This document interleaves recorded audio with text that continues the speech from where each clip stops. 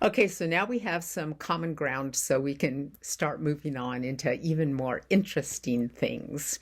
Because what we're doing is we're talking about nothing. And how do you actually talk about that? You got to develop some common stories and some common words to be able to, understand what it's about. So let's actually just straight out talk about nothing.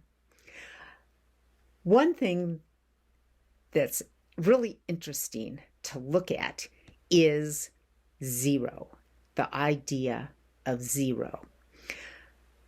Believe it or not, we were all taught zero in kindergarten.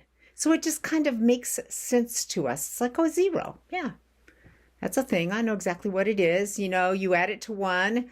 One doesn't change because it's nothing. You times it by anything and it turns into zero. We just accept these things.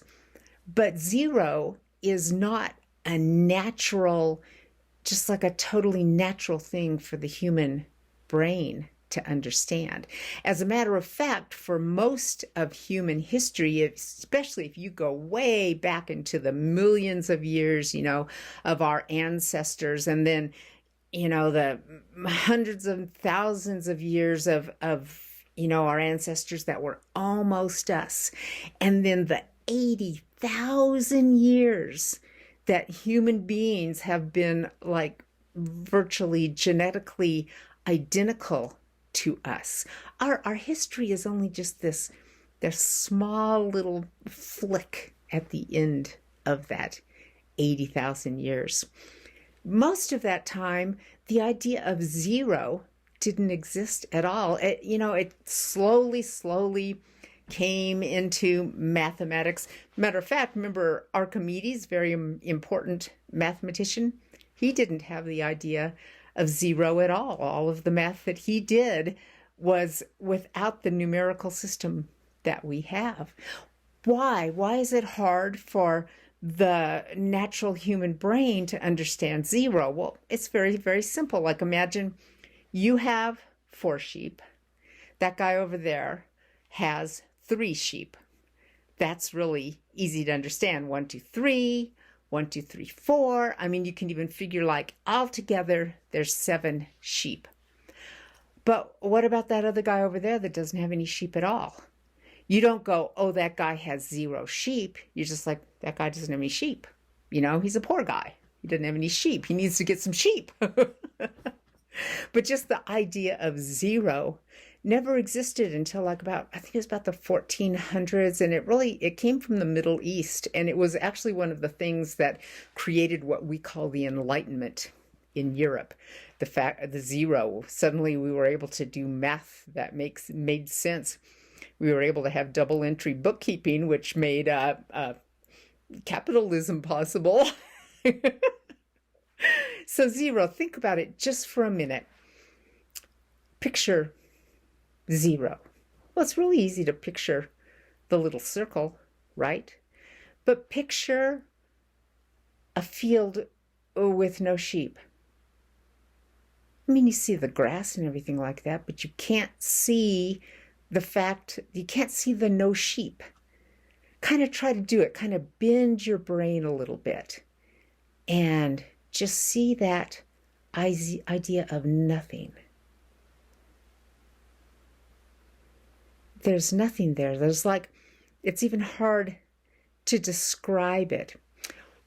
One thing that lawyers know is that it is impossible to prove innocence. Like you can't prove that you didn't do it unless maybe you have a good alibi.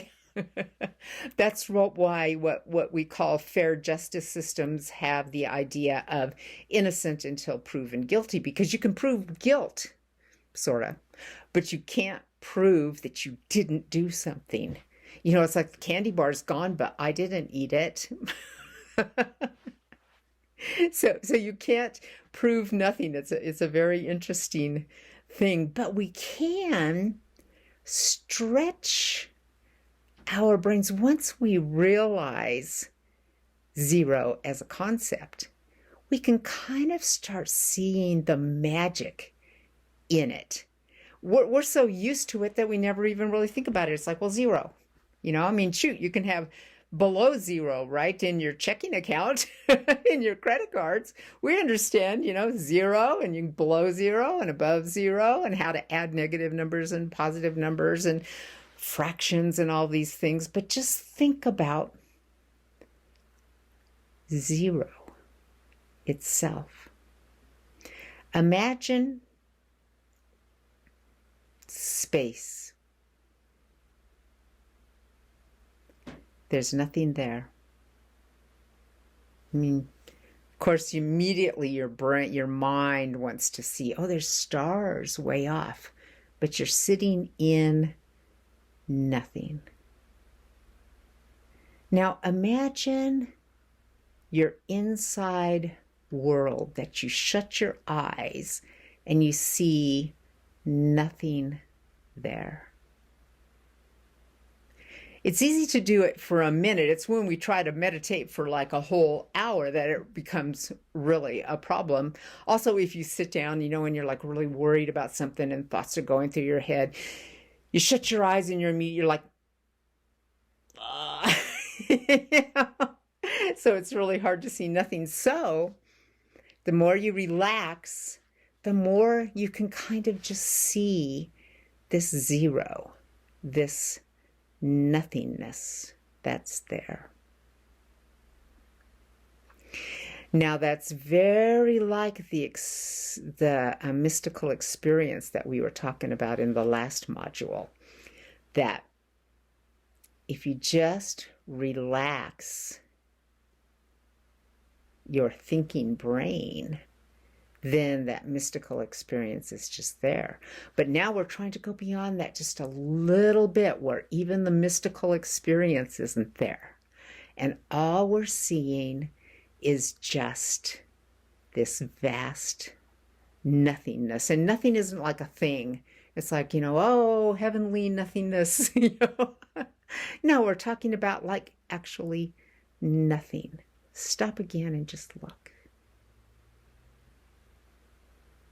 Like I said, it's easy to do it very quickly. And that's why I don't have my exercises go really long, because something that's obvious can be seen really, really quickly. So what is zero? What is the absence of things like? What is the absence of thought? See, and now we're starting to get closer to the idea of whatever I can see is not me, right? Our non-duality question, what are you? Like if you can see it.